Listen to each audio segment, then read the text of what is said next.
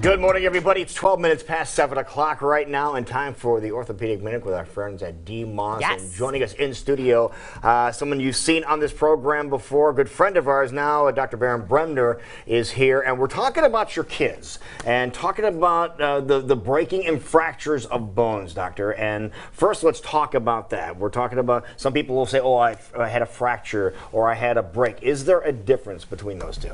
You know, in my profession, there's not a difference. I think some, you know, in lay people's terms, a fracture people think of as a minor break, but really like a crack. Like a crack, okay. Right?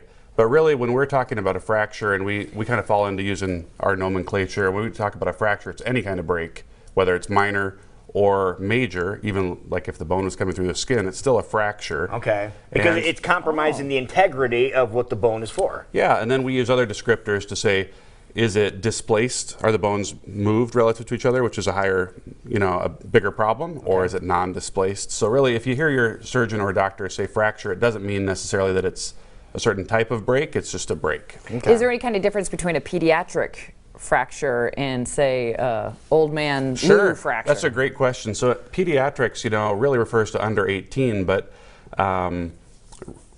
girls get their skeletal maturity a little faster than boys, and so a girl is starting to get a woman's bones by 13, 14 years old, and so then after that they're more like an adult, and a boy it's more like 16 or 17.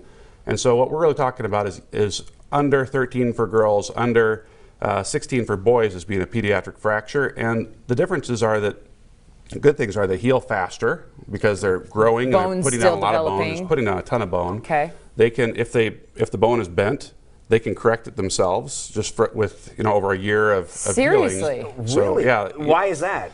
Because they have, their growth plates are still open and they put down so much new bone that they can remodel the bone. Whereas an adult, if I broke a bone and it's 30 degrees angulated, it would stay 30 degrees angulated. Mm-hmm. In a year, they would correct that as a child. Wow, I didn't know that. So it's a good thing and a bad thing about. So your whole treatment method is different in a child than it is for an adult. And what you can accept and put into a cast for a child is different than what you could accept and put into a cast for an adult. So we have to do surgery less often, I would say, in children who break their bones than in adults who break their bones. And so how many kids are breaking their bones every year? Well, it's a lot.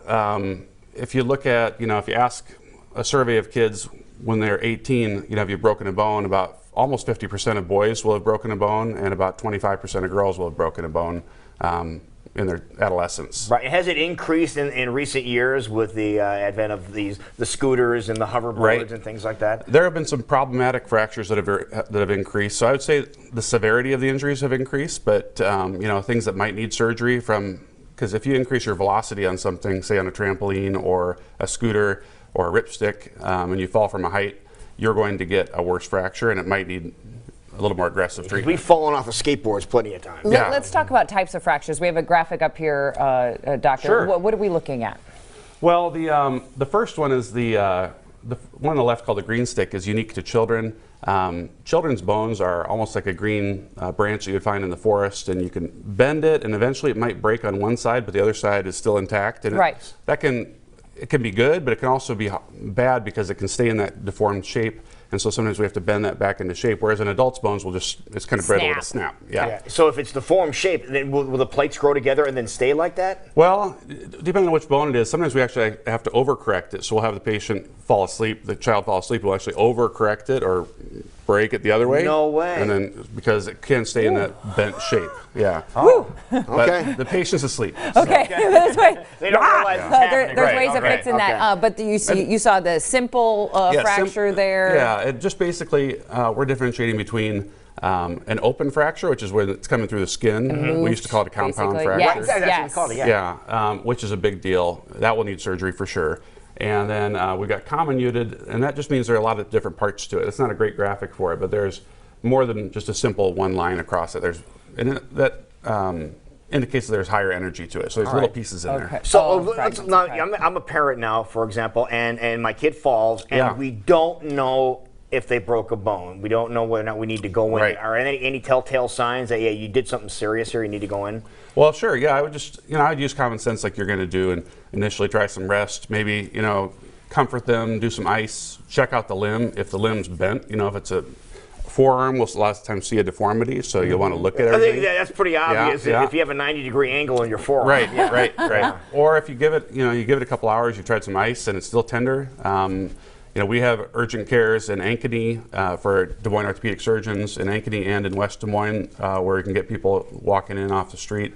And so, but I wouldn't, I have 4 kids too, and maybe I'm biased and I probably don't treat them as much as I should because because I'm an orthopedic surgeon, but I would give it a couple hours and let the dust settle before you decide to bring them in, unless there's a big deformity or you think something's wrong, then bring them in. Yeah. But we can all agree kids are kids, right? You said you fell off a skateboard as a kid. I can't tell you how many times. I fell off a monkey bars and I had a simple fracture in my ankle area. So it does happen. We're all kids. So let's talk about some treatments that can happen if you do have one of these situations. Sure. Well, most of the time we're going to be talking about a closed management, which means without surgery. So right. If the fracture involves the growth plates, which are at the ends of the bones, the end of the elbow, there's growth plates. On the top of the humerus bone, there's growth plates.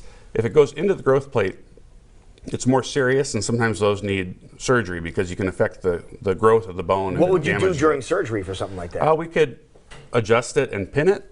Pins, we're talking about. Okay. Sometimes we can do plates and screws, but most of the time we just have to put somebody into a cast, either with or without straightening the bone. And so that would be a cast usually for about 6 weeks. Okay, and casts are the permanent one-piece cast. You don't have something you can take off, right?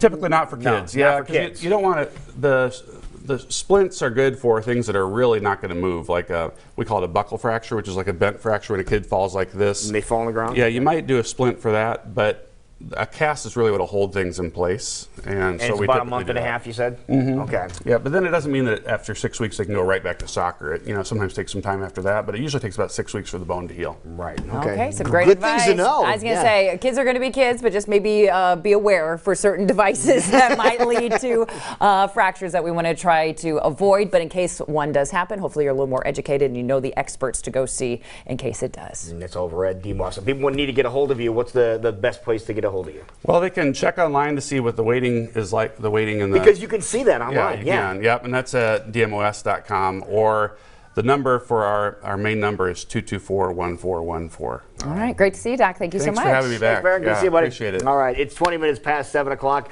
Don't go too far.